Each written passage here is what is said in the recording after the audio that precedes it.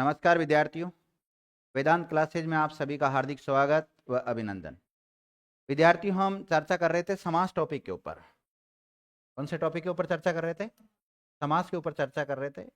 और समास में अपना चल रहा था तत्पुरुष समास। कौन सा? तत्पुरुष समास चल रहा है। और तत्पुरुष समास को हम दो आधार पर पढ़ते हैं। कितने आधार पढ़ते हैं? दो आधार पढ़ते हैं। एक तो कारक के आधार पर और एक अन्य आधार पर। अन्य आधार पर 6 पढ़ते हैं। कितने पढ़ते हैं? 6। 6 कौन कौन से होते हैं? एक तो कर्मधारी होता है और दूसरा द्विगु होता है और उपपद होता है और नए तत्पुरुष समास होता है, अलूक होता है और लुप्त पद होता है। कौन सा होता है? लुप्त पद होता है। यही होते हैं। हालांकि लुप्त पद का अन्य नाम भी मिलता है, मध्यम पद लोपी समास। ठीक है।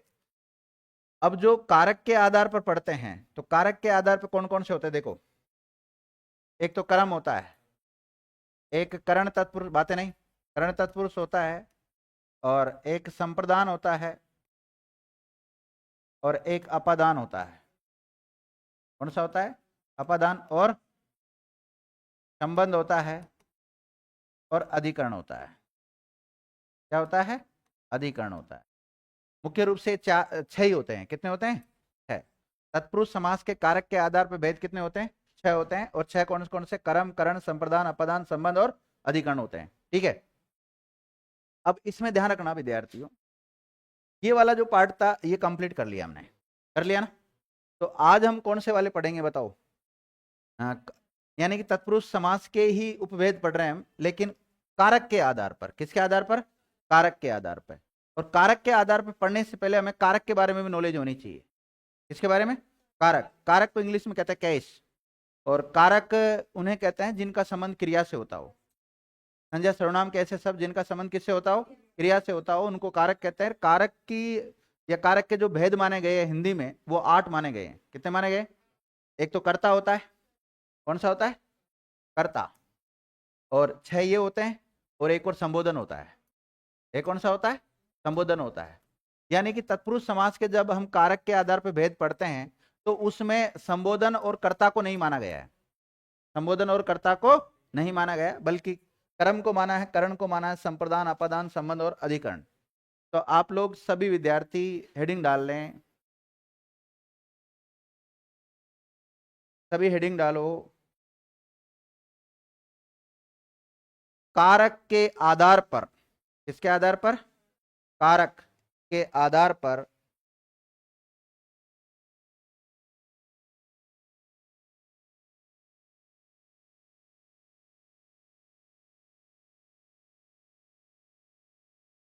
कारक के आधार पर तत्पुरुष समास के उपभेद।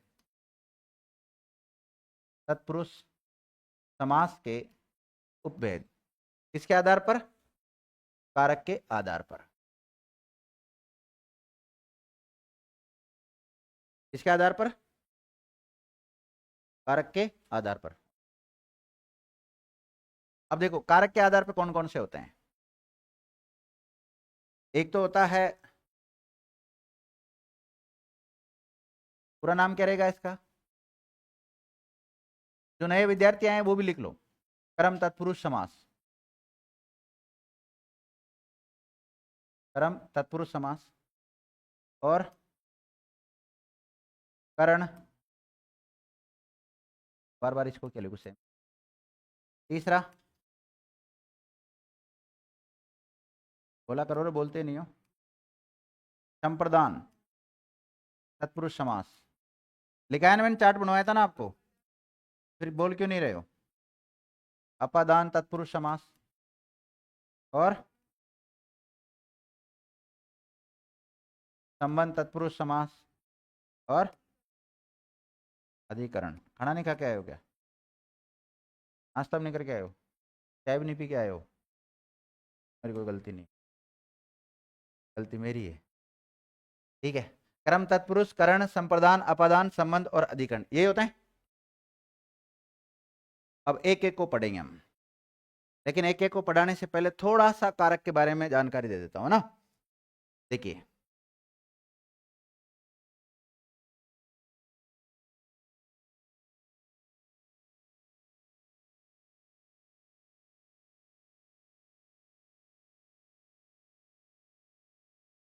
इस टेबल को बना लेना हाथों हाथ ही। कारक चिन्ह बोलते हैं, या फिर विभक्ति चिन्ह बोल सकते हो आप इसको, या फिर इसको परसर्ग बोल सकते हो, नहीं तो फिर इसको चरम प्रत्यय भी बोल सकते हो आप।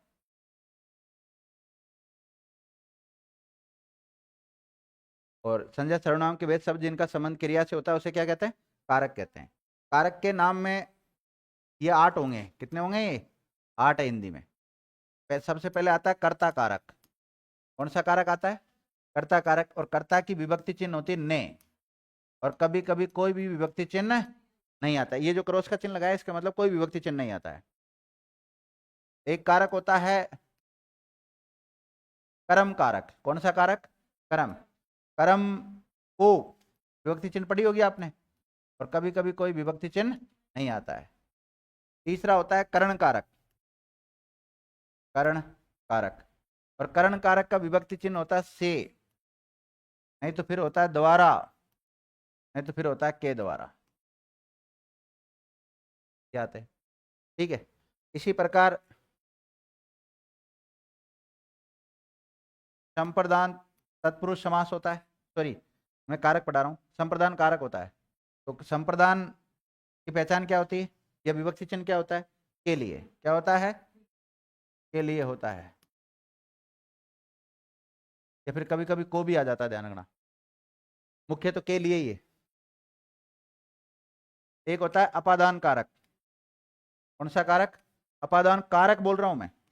अपादान का कारक चिन्ह क्या होता है, विभक्ति चिन्ह क्या होता है? से।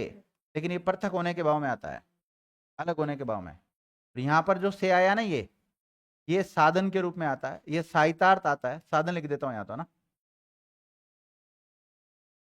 साधन के रूप में प्रयुक्त होता है। इसके रूप में? साधन के रूप में प्रयुक्त होता है। और ये संबंध कारक। तो संबंध कारक के विभक्ति चिन्ह कौन से होते हैं बोलो? का, की, के। और का की के ना मिले तो ना, नी, ने। और ये ना मिले तो रा, री, रे। ठीक है ना। इसी प्रकार देखो, अधिकरण कारक होता है। समास के साथ आपको कारक की नॉलेज होगी ना तो ही कर पाओगे, नहीं तो नहीं कर पाओगे। इसलिए मैं लिखा रहा हूं, क्योंकि टॉपिक तो पूरा पता नहीं कब पढ़ाऊंगा मैं, लेकिन अभी तो इतना तो पता होना चाहिए। अधिकरण कारक के कारक चिन्ह कौन सा होता है? में आता है, पर आता है, और को आता है। 8वां होता है संबोधन कारक। कौन सा? संबोधन कारक होता है। संबोधन कारक की पहचान क्या होती है? हे, अरे, ये सारे ये इस टाइप के हुए आ जाते हैं कई बार, है ना। अरे, अजी, हो, कुछ भी आ सकता है, डॉट डॉट कर सकते। ठीक है। तो अगर हम विभक्ति की बात करें, किसकी बात करें? विभक्ति की बात करें तो विभक्ति 7 की होती है। कर्ता की होती है, कर्म की होती है, करण से होती है, लेकिन संबोधन की कोई विभक्ति नहीं होती है। पहली बात तो ये। अगर हम तत्पुरुष समास के उपभेद देखें तो तत्पुरुष समास के उपभेदों में एक तो कर्ता को क्या नहीं माना गया है? भेद नहीं माना गया है। और संबोधन को भेद नहीं माना गया है, केवल इनको माना गया है।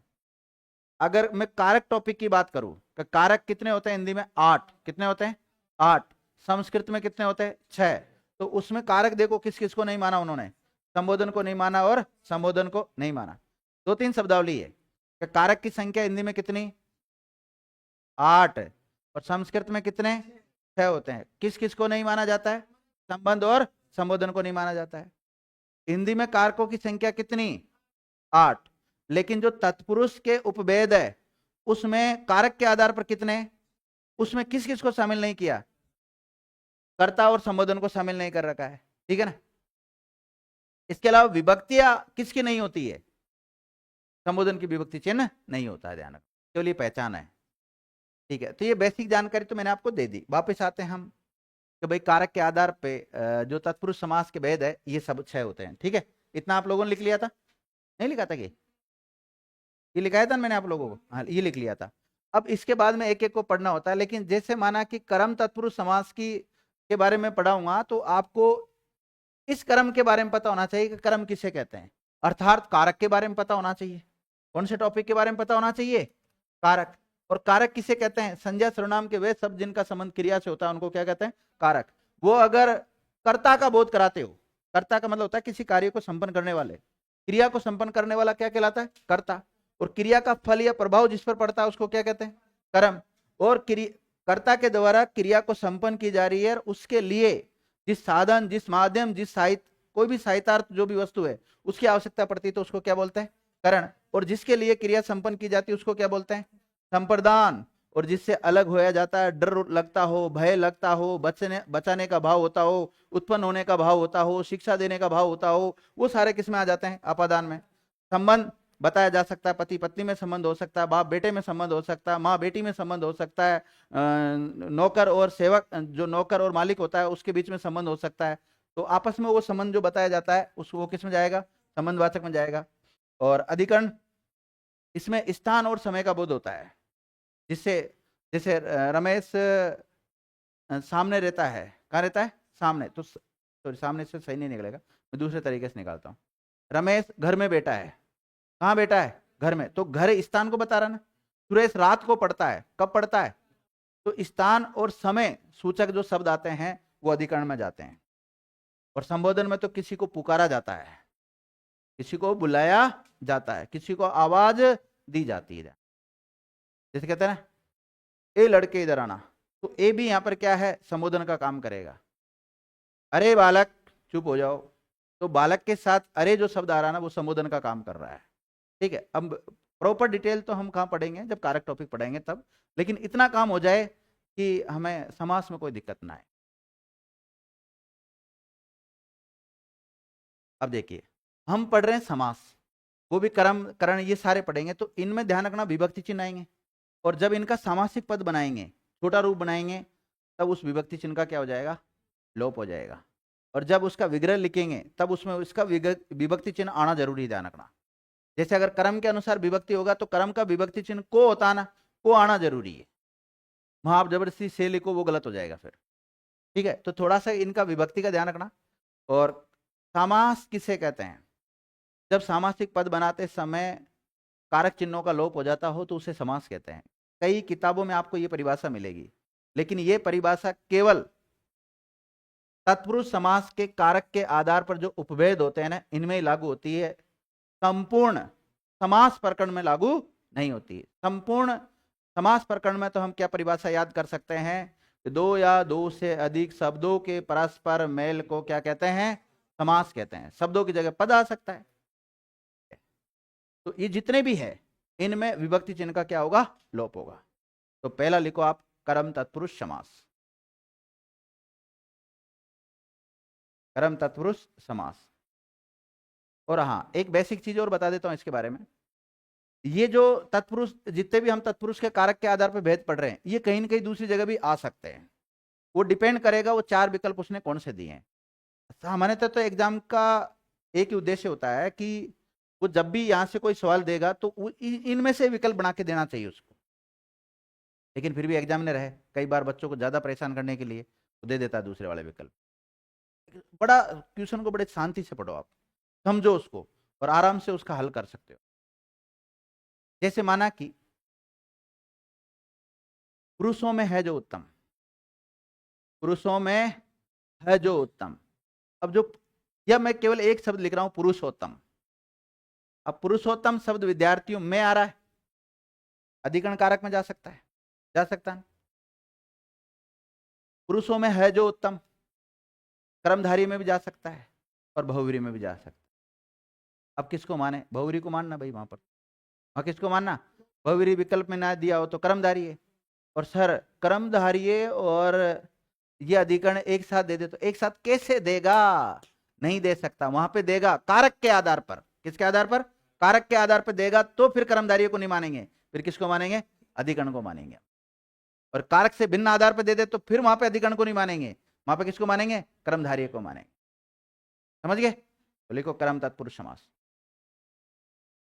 लिखो, जब सामासिक पद बनाते समय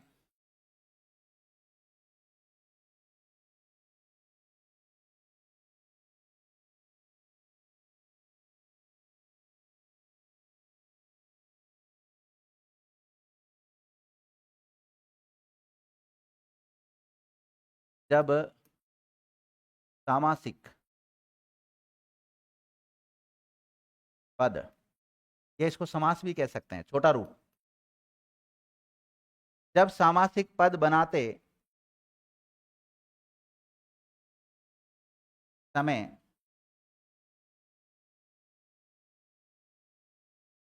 कर्म कारक के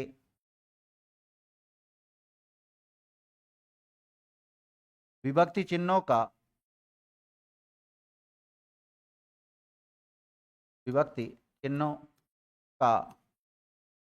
लोप हो जाता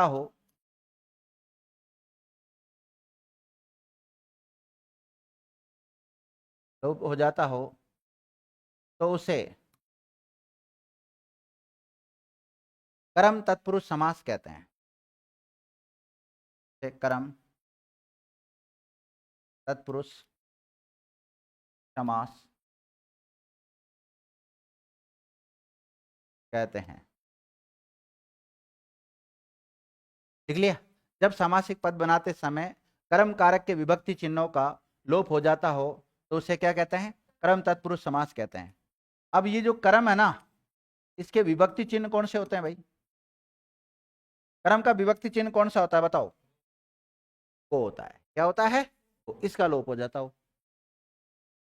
तो यहाँ पे लिखने की वैसे तो कोई आवश्यकता नहीं, उधर लिख लिया था आपने। कर्म का विभक्ति चिन्ह क्या होता है? को। तो को का क्या होगा बताओ? लोप होगा। जैसे ध्यान रखना,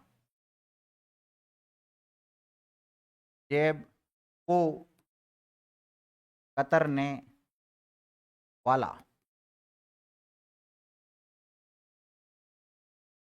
जेब कतरा,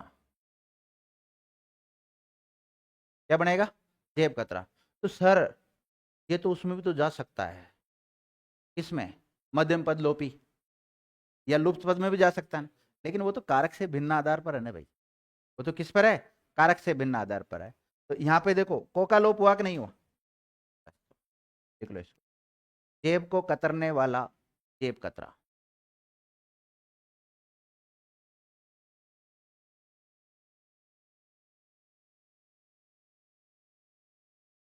लिख लिया? लिखो गगन चुंबी,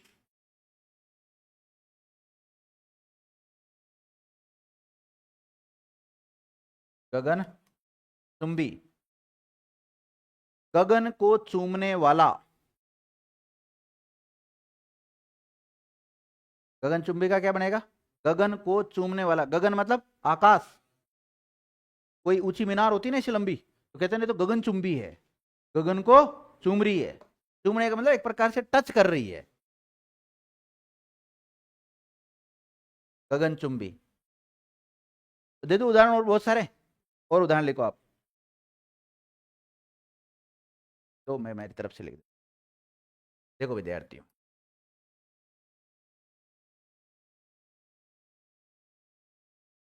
जिससे पूछूंगा वो बताएगा। देखो बहुत सरल है इसका विग्रह। हाँ लक्ष्मी बहन जी बोलो, इसका बोलो शरणागत का क्या करूं? है नहीं पता? हाँ सुनीता बताओ क्या करें इसका? सनया, शरण को आगत या गत? शरण को आगत, और इसका होगा शरण को गत। गत का मतलब गया हुआ,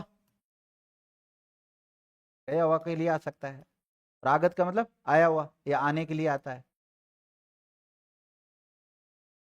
देख लो दोनों, और दोनों में कौन सा समास है? कर्म तत्पुरुष, और कर्म तत्पुरुष विकल्प में ना हो तो तत्पुरुष। कौन सा में जाएंगे? तत्पुरुष में जाएंगे।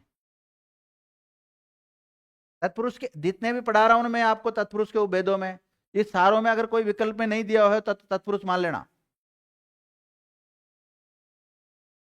लिखो, मुंह को तोड़ने वाला, मुंह को तोड़ने वाला, मुंडे को तोड़ने, मुंह को तोड़ने वाला, मुंह तोड़। अब देखो, आप सबके मन मस्तिष्क में अलग अलग सवाल आए। कोई तो क्या मुंह को तोड़ना मतलब बॉक्सिंग मारना, मुंह का तोड़ने का मतलब मुंह तोड़ जवाब भी तो देते हैं ना किसी को। सबने अलग अलग सोचा होगा इसके बारे में। यही तो व्यक्तिगत विभिन्नता है, भिन्नता जिसको कहते हैं। लिखो,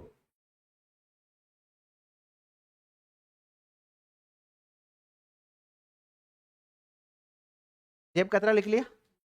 लिखो, जेब घड़ी। नहीं, जेब घड़ी नहीं बनेगा भाई, जेब घड़ी नहीं बनेगा, वो मैं चला जाएगा। नहीं नहीं नहीं, ये नहीं बनेगा, दूसरा बनाओ। ऐसे लिखो, जी भर।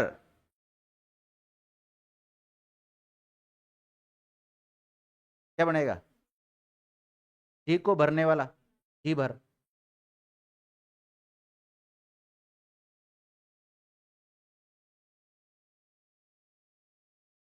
चित्त, चोर।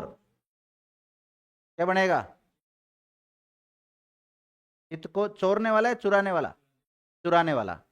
चित्त को चुराने वाला, चित्त का मतलब है मन से लिया गया है दिल। कई बच्चों के किताबों में देखते हैं तो इस टाइप से वो दिल बनाते, मुझे तो बनाना भी नहीं आता। क्या पता इसमें आ जाएगा तो। है क्या इसमें? नहीं है इसमें तो।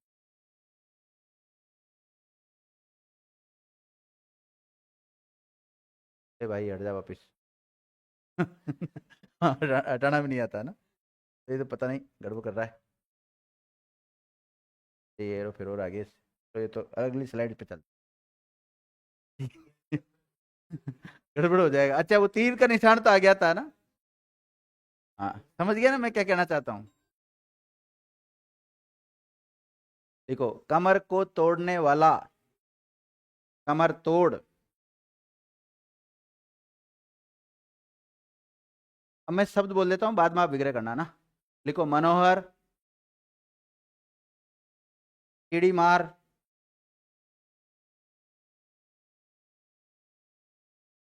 स्वर्ग प्राप्त,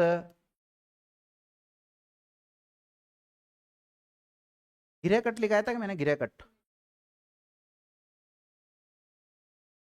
गिरहकट, गिरहकट। विदेश गमन, सर्वज्ञ। अब देखो, ये सर्वज्ञ उपपद में भी जा सकता है, सर्वज्ञ। एक काम करो, मैं एक नोट लिखाना चाह रहा हूँ आपको। नोट इसलिए लिखाना चाह रहा हूँ कि यदि मतलब इनका कोई पद विशेष अर्थ में प्रयुक्त होता हो तो बहुव्रीहि समास होगा, ध्यान रखना। देखो, कर्म तत्पुरुष समास का ऐसा उदाहरण या ऐसा सामासिक पद, ऐसा सामासिक पद जो किसी विशेष अर्थ में, किसी विशेष अर्थ में प्रयुक्त होता हो, किसी विशेष अर्थ में प्रयुक्त होता हो, किसी विशेष अर्थ में प्रयुक्त होता हो, तो उसे, नहीं, किसी विशेष अर्थ में प्रयुक्त होता हो तो वहां बहुव्रीहि समास होगा। वहां कौन सा होगा? बहुव्रीहि समास होगा।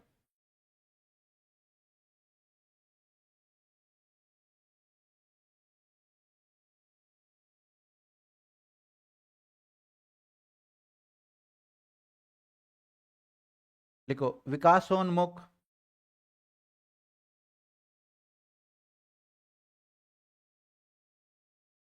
रोजगारोन्मुख,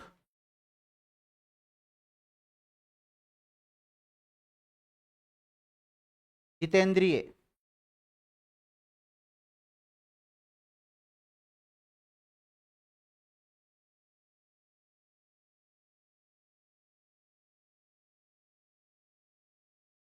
ग्रहगत और ग्रहागत लिख लो, दोनों लिख लो।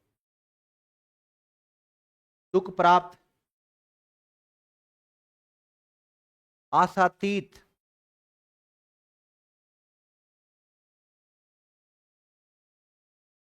तीत, लिख लिया।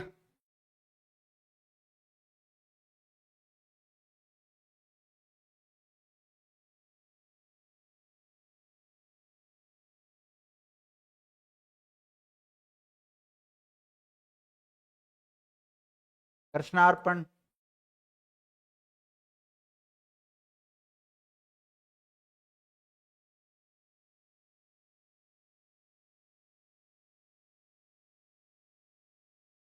देव्यार्पण,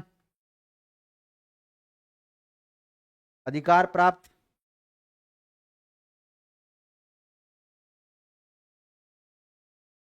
वो दे रहे ना, नहीं जाएगा, इसमें आएगा कृष्णार्पण।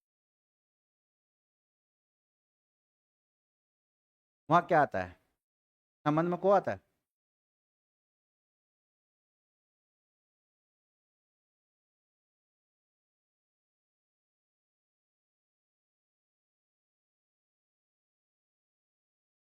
संबंध में तो क्या आता है?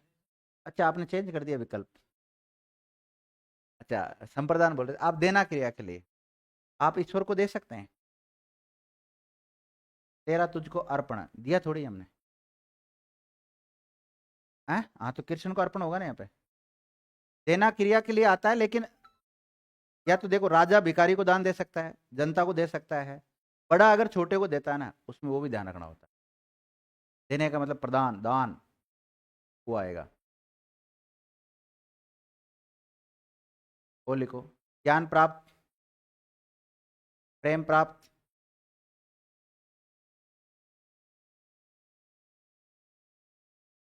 स्वर्गगत लिखा दिया था क्या?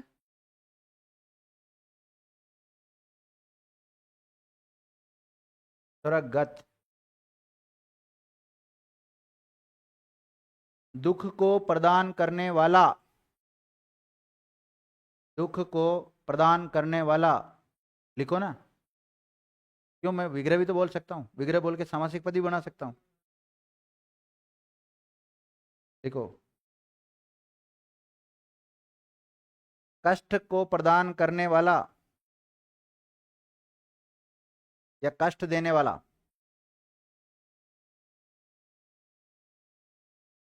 नरभक्षी, विद्याधर, पक्षधर, धरणीधर,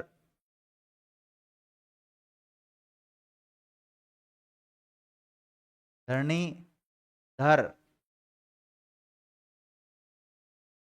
रोगातुर, रोगातुर, देखो, संकट को आपन, संकट को आपन, देखो, कष्ट को आपन,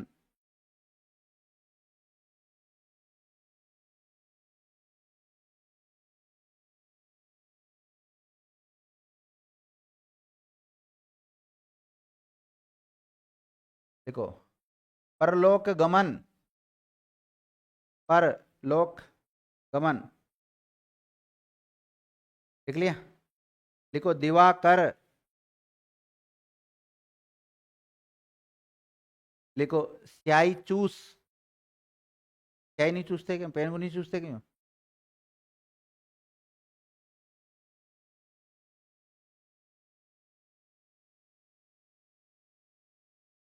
स्याही चूस,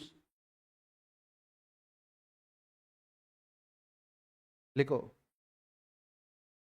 ग्रंथकार,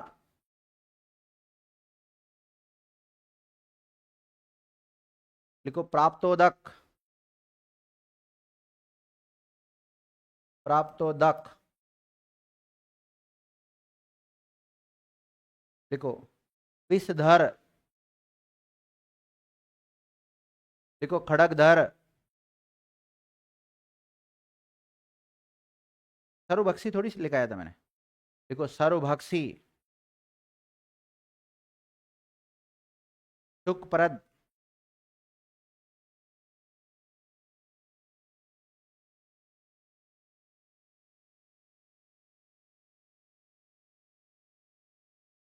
लिख लिया। देखो कालातीत, देहातीत,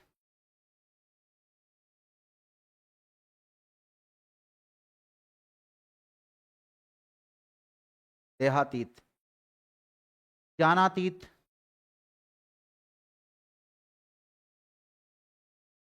ज्ञानातीत, ज्ञानातीत बोलते हैं इसे।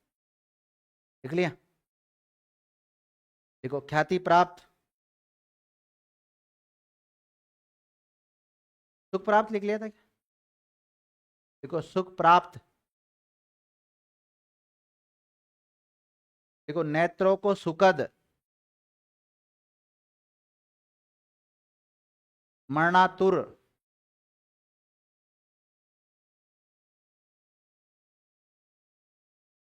कष्टापन शब्द लिखा दिया, कष्टापन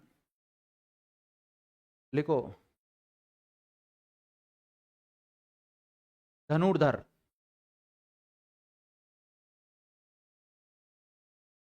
धनुर्धर, यश प्राप्त,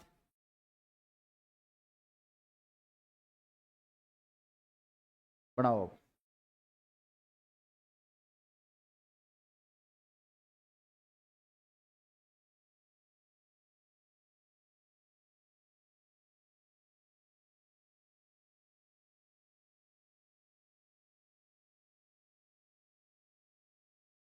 हाँ शब्द बोलो चेतना। लिखे कि नहीं लिखे? आधे अधूरे लिखे? किसने लिखे सही पूरे? सनया बोलो। छोड़ दिया? किसने लिखे सही बताओ ईमानदारी के साथ सारे? हाँ सीताराम बोलो, शब्द बोलो, एक तरफ से बोलना, जो मैंने हल करा दिया उनके अलावा, या उल्टे बोलो पीछे हैं। मनोहर का क्या बनेगा भाई? मन को हरने वाला, मनोहर क्या बनेगा? हाँ चिड़ियों, चिड़िया को मारने वाला, चिड़ीमार। स्वर्ग को प्राप्त है, गिरह कट, गिरह को काटने वाला, या गिरह का मतलब लिया गया जेब से, यहाँ गिरह का मतलब किससे है? जेब से है, ध्यान रखना है। विदेश को, मतलब कहने का मतलब यह, अगर आप कर्म तत्पुरुष समास के अनुसार इसका विग्रह कर रहे हो तो को आना जरूरी है। सर्वज्ञ, सर्वज्ञ लिखा है, सर्वज्ञ मतलब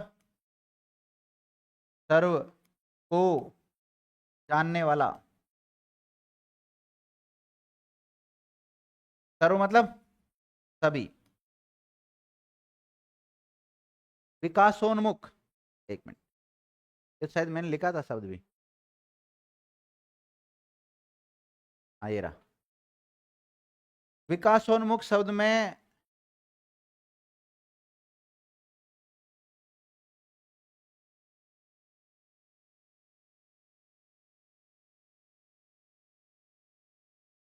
विकासोन्मुख ये लिखा है। पहली बात तो इसमें समास के अनुसार इसका विग्रह करना है। विकास को उन्मुख, ठीक है। अब देखिए विकासोन्मुख है ना, ये तत्पुरुष समास का उदाहरण है। इसका है तत्पुरुष समास है। इसमें कौन सा समास है? तत्पुरुष। और तत्पुरुष में पूछा पूछा जाए तो कारक के आधार पर है ये, और कारक के आधार पर किस में जाएगा? कर्म तत्पुरुष में चला जाएगा। यहां तक बात ठीक। क्या इसमें संधि का प्रयोग हुआ है? हुआ है।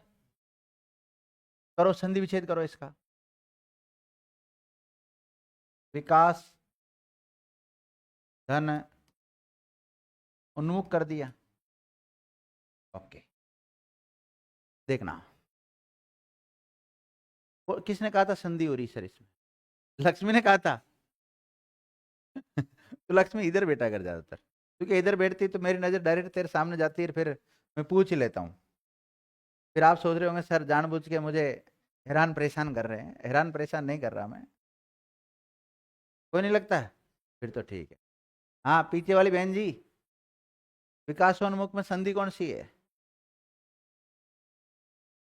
हाँ तीनों गुण संधि है। चलो आप कह रहे हो तो मान लेता हूँ, गुण संधि है। चल बता पवन, गुण संधि का कौन सा नियम काम कर रहा है?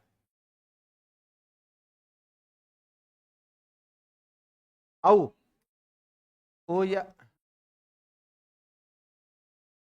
ए या आ के बाद में ओ या ओ आता है तो ओ हो जाता है। ठीक है, बिल्कुल राइट बात है। क्या इस शब्द में उपसर्ग का प्रयोग हुआ है? उपसर्ग आ रहा है कि इसमें? ये बताओ पहली बात तो कितनी संधियां हो रही है इसमें? संधि एक है दो है? दो संधि हो रही है। कितनी हो रही है? दो संधि हो रही है। उन्मुख में भी संधि है, वो तो धन मुख। और यहां हो रही है व्यंजन संधि। कौन सी हो रही है? और इसमें उत उपसर्ग है। उत क्या है? और यहाँ उपसर्ग जो जुड़ा है वो संधि नियमों के अनुसार जुड़ा है। किसके अनुसार? संधि नियमों के अनुसार जुड़ा है। जुड़ा कि नहीं जुड़ा? अब संधि तो बता दी आपने, व्यंजन संधि बताई, लेकिन व्यंजन संधि का कौन सा नियम काम कर रहा है बताओ? है? कौन सा नियम काम कर? तय दय के बाद में न या म आए, मैंने ऐसा नियम लिखा है नहीं आपको। तय दय के 7 नियम जो लिखा है ना, उसमें कहीं पर भी मैंने न और म नहीं लिखाया। बताऊं कौन कौन से लिखा है उसमें? है? तय के बाद में पंचमण, ऐसा नियम भी नहीं लिखाया मैंने। हाँ वो वाला नियम काम कर रहा है इसमें। किसी भी वर्ग का, किसी भी वर्ग का पहला या तीसरे वर्ण के बाद में यदि न या म आता है तो फिर इनके स्थान पे क्या हो जाता है? पांचवा हो जाता है। क्या बन जाता है? पांचवा बन जाता है। वो वाला नियम सगोस सगोस में नियम बताए थे ना, पहले के बाद में अगर सगोस आता है तो क्या हो जाता है? पहला किस में बदल जाता है? तीसरे में बदल जाता है। दूसरा नियम ये बताया था, तीसरे के बाद में यदि कोई अगोस आता है तो तीसरा पहले में बदल जाता है। और तीसरा नियम फिर मैंने ये लिखाया था उसमें कि पहला और पहला या तीसरे के बाद में न म आता है तो पहले या तीसरे के स्थान पे क्या हो जाता है? उसी वर्ग का पांचवा हो जाता है। और चौथा नियम ये बताया था इसमें, पहला दूसरा तीसरा चौथा वर्ण के बाद में यदि ह आता है तो इन सब के स्थान पे तो क्या हो जाता है? तीसरा, और है के स्थान पे क्या हो जाता है? चौथा हो जाता है। वो 4 नियम एक साथ पढ़ाता हूं मैं हमेशा। समझ गए? तो इसमें दो संधि है, स्वर संधि भी है और व्यंजन संधि भी। स्वर में गुण स्वर संधि है। कौन सी है? गुण स्वर संधि है। उपसर्ग भी है इसमें, उत उपसर्ग का प्रयोग है इसमें। समास भी है इसमें, समास का प्रयोग भी हुआ है। क्या इसमें प्रत्यय है? प्रत्यय है क्या? यस या नो? देखो एग्जाम में कैसे सवाल आता है कि विकासोन्मुख के संदर्भ में कौन सा विकल्प असंगत है? कौन सा विकल्प असंगत है? पहला, इसमें गुण स्वर संधि है, इसमें व्यंजन संधि है, इसमें उपसर्ग का प्रयोग हुआ है, इसमें प्रत्यय का प्रयोग हुआ है। तो प्रत्यय का प्रयोग हुआ है, ये वाला जो विकल्प है वो असंगत है, क्योंकि इसमें प्रत्यय का प्रयोग नहीं हुआ है। समझ गए? तो वो कब पता लगता है? जब आप सारे टॉपिक पढ़ लोगे ना तब। अब जैसे आप आज सोचा है कि आपने सिलेबस में 4 टॉपिक दे रखा है, चारों पढ़ लेते हैं, पूरी हिंदी समझ में नहीं आती है। प्रत्यय पढ़ने के लिए 10 टॉपिक पढ़ने पड़ते हैं भाई। प्रत्यय पढ़ने के लिए 10 टॉपिक पढ़ने पड़ते हैं। बताऊं कौन कौन से पढ़ने? प्रत्यय पढ़ोगे तो आपको देखो क्रिया आनी चाहिए, क्रियांश आना चाहिए, धातु आनी चाहिए, आनी चाहिए ना? आपको संज्ञा आना चाहिए, सर्वनाम आना चाहिए, विशेषण आना चाहिए, उसके अलावा अव्यय आना चाहिए। अव्यय के 5 उपभेद या 4 उपभेद होते हैं, वो सारे आने चाहिए। उसके अलावा संधि आनी चाहिए, संधि सीखने के लिए वर्ण विचार आना चाहिए। ठीक है? आएगी कि नहीं आएगी बताओ? समास आना चाहिए तब जाके आप, और उपसर्ग आना चाहिए जब जाके प्रत्यय सीख पाओगे। और प्रत्यय कई बार हम क्लास में 1 घंटे क्लास में भी करा देते हैं, कई बार 10 घंटे भी लगाते हैं। और कई बार पूरे 3 महीने भी लग जाते हैं उस प्रत्यय का कंसेप्ट क्लियर कराने के चक्कर में।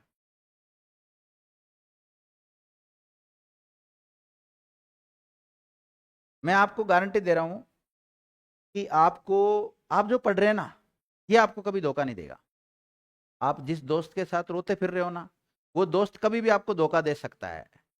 पर ये जो पढ़ रहे हो, आप किताबें पढ़ रहे हो, ये किताबें जीवन में कभी आपको धोखा नहीं देगी, कभी भी नहीं देगी, ध्यान रखना। हाँ, ये जितना समय आप दे रहे हो ना, उसका रिजल्ट जरूर देगी आपको, आज नहीं तो कल देगी, पर देगी जरूर। चलो आगे बोलो, शब्द बोलो। तुम तो कहां तक पहुंच गए थे? अरे कहाँ परोपकार पे रह गया। हाँ, तो इसमें भी सेम है, रोजगारोन्मुख, रोजगार को उन्मुख।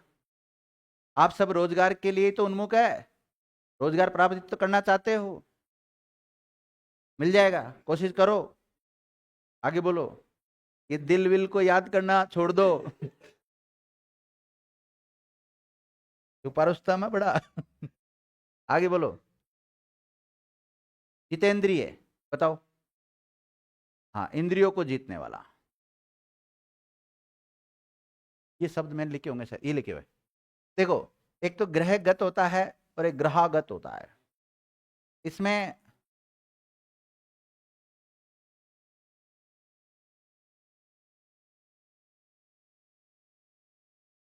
देखो, एक में संधि, एक में संधि नहीं है।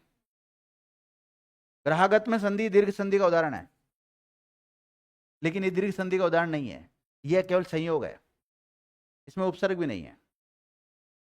अब देखो, कुछ नहीं करना, इनमें दोनों में को जोड़ना है आपको। एक में ग्रह को गत और एक में ग्रह को आगत। आगे बोलो, आशातीत, बताओ। हाँ? थे क्यों लाओगे आप? जब मैं कह रहा हूं कर्म पढ़ा रहा हूं, को लाना आपको, आशा को अतीत। अब सुनना मेरी बात, देखो,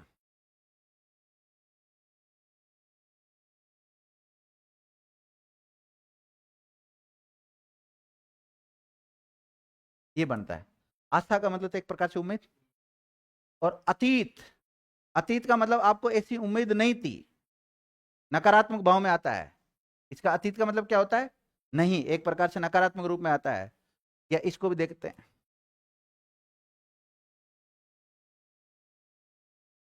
अति प्लस ईत, ये दोनों क्या हो रहा है, चक्कर पड़ रहा है, उपसर्ग और प्रत्यय जुड़कर बन रहा है शब्द। तो अतीत शब्द का अर्थ निकलता है, अतीत का मतलब होता है ज्यादा, ज्यादा भी निकलता है, अनेकार्थक शब्द है एक प्रकार से अतीत शब्द। तो आशा से अधिक कोई काम होता है तो उसको कहते हैं ना आशातीत, रिजल्ट दिया उसने, आशा से भी अधिक, हाँ, उम्मीद से भी ज्यादा। और बोलो, है कृष्ण को अर्पण, देव, हाँ, देखो, अटकी लिखे होने हैं।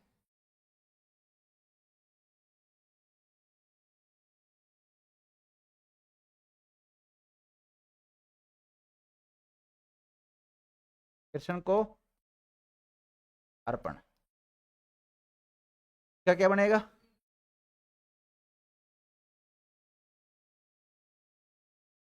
देवी को अर्पण, क्या बनेगा? देवी को अर्पण बनेगा। अब देखिए, इसमें कौन सी संधि का नियम काम कर रहा है? यण का। और इसमें दीर्घ का काम कर रहा है, दीर्घ स्वर संधि। पागलों की पहचान यही, एक बार फोन काट दिया मतलब काट दिया। आगे बोलो, है ज्ञान प्राप्त, लिखा था ना मैंने, कहीं नहीं लिखा क्या? ज्ञान प्राप्ति बोला पक्का? हाँ तो लिखो, ज्ञान को प्राप्त। ज्ञान मतलब बोध, बोध मतलब ज्ञान।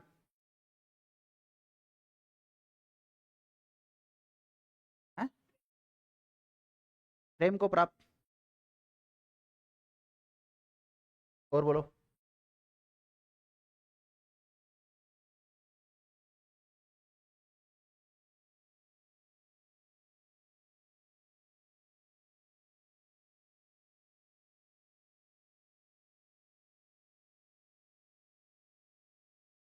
परमानेंट ब्लॉक कर देता हूँ।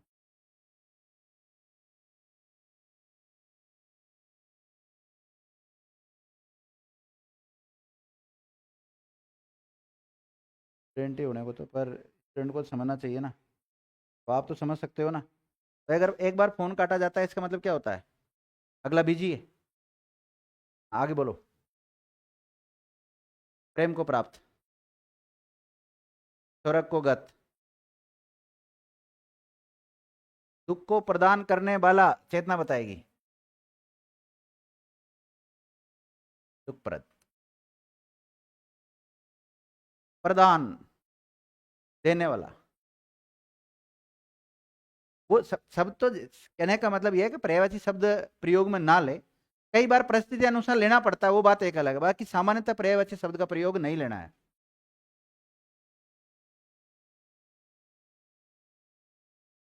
हाँ? कष्ट को प्रदान करने वाला है क्या? तो कष्ट प्रति बनेगा उस वक्त।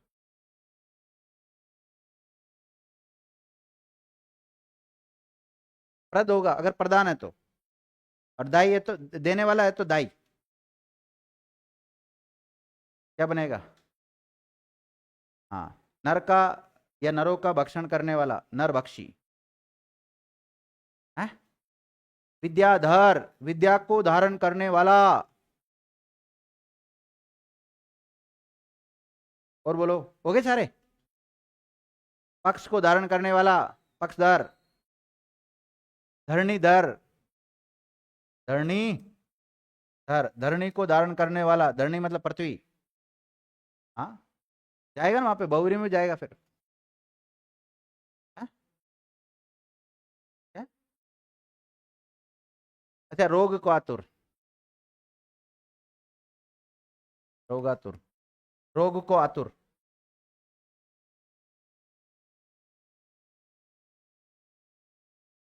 संकटापन्न शब्द लिखा होगा आपने, तो इसमें लिखना था संकट को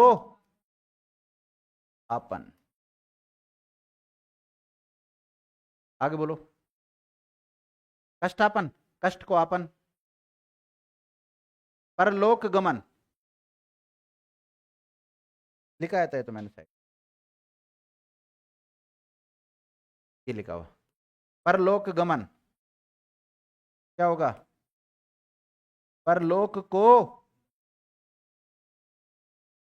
गमन।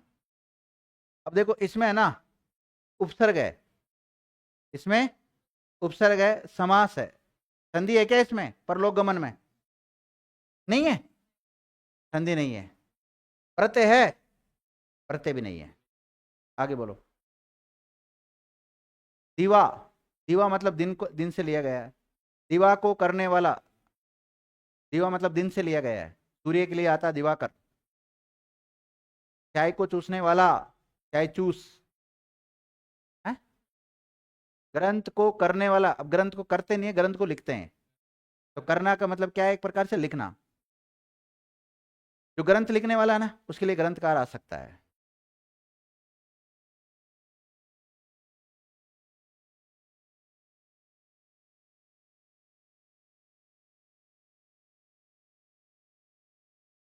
सीताराम बताएगा इसका तो।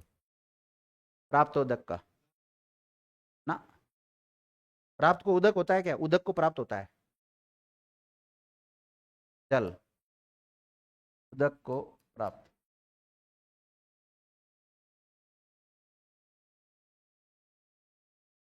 कौन संधि? गुण स्वर संधि का नियम काम कर रहा है। आगे बोलो। है? विषधर, विष को धारण करने वाला। खड़गधर, खड़ग को धारण करने वाला, खड़ग मतलब तलवार है। सर्वभक्षी, सब कुछ खाने वाला, सर्व का भक्षण करने वाला, सर्वभक्षी। क्या लिखा है? सुख प्रद लिखा है। क्या बनेगा? सुख को, सुख को लाना जरूरी है यहां पर। सुख को प्रदान करने वाला, सुखप्रद। ये सुनना, अग वाला वाली भी नहीं लगाऊं तो भी चलेगा, सुख को प्रद इतना भी हो जाए, या प्रदान भी हो सकता है। कालातीत, काल को अतीत है। देहातीत, देह को अतीत। अतीत का मतलब दूर भी होता है, परे भी होता है, अधिक भी होता है। जैसे आशा से अधिक हो गया ना, तो वहां अतीत का मतलब अधिक से लिया है। और देहातीत, देह से अलग, देहातीत। और बोलो है? ज्ञानातीत, ज्ञान से अतीत, सॉरी, ज्ञान को अतीत, को सुख को प्राप्त है? ख्याति प्राप्त, ख्याति को प्राप्त नहीं, शब्द क्या लिखा था आपने? नेत्र सुख, विग्रह लिखाया था, नेत्रों को सुखद लिखाया था, तो नेत्र सुखद हो जाएगा। नेत्र में एक मात्रा आती कि दो आती? एक ही आती है? नहीं, मुझे तो बताओ, नेत्र ऐसे लिखते हैं या फिर ऐसे लिखते हैं? नेत्र नीचे वाले नहीं लिखते? नेत्र सुखद। आगे बोलो। मरणातुर,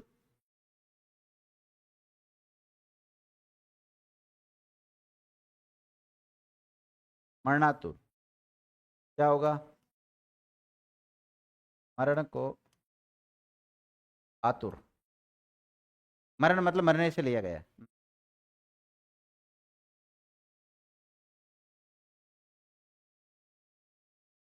हाँ, धनुर्धर, धनुष को धारण करने वाला। अब ध्यान रखना, धनुर्धर में कौन सी संधि है? हम्म? हाँ सनेहा, चेतना, पीछे तीनों गलत है इनका, तो कॉपी मत करो है। धनुर्धर में कौन सी संधि है? समास पढ़ा रहा हूं, बताओ मुझे। विसर्ग है? कौन सा नियम काम कर रहा है? छठा नियम काम कर रहा है, बिल्कुल सही।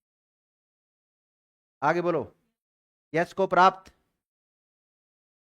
हो गए सारे? सारे एग्जाम्पल हो गए? कष्टप्रद होगा, कष्ट को प्रद या प्रदान करने वाला, कष्टप्रद। अच्छा, कष्टापन भी लिखाया था क्या? फिर तुमने छोड़ दिया? अच्छा अच्छा, ठीक है। तो ये हो गई आज की क्लास को, तो यहीं विराम देते हैं। मिलते हैं कल नए टॉपिक के साथ। धन्यवाद।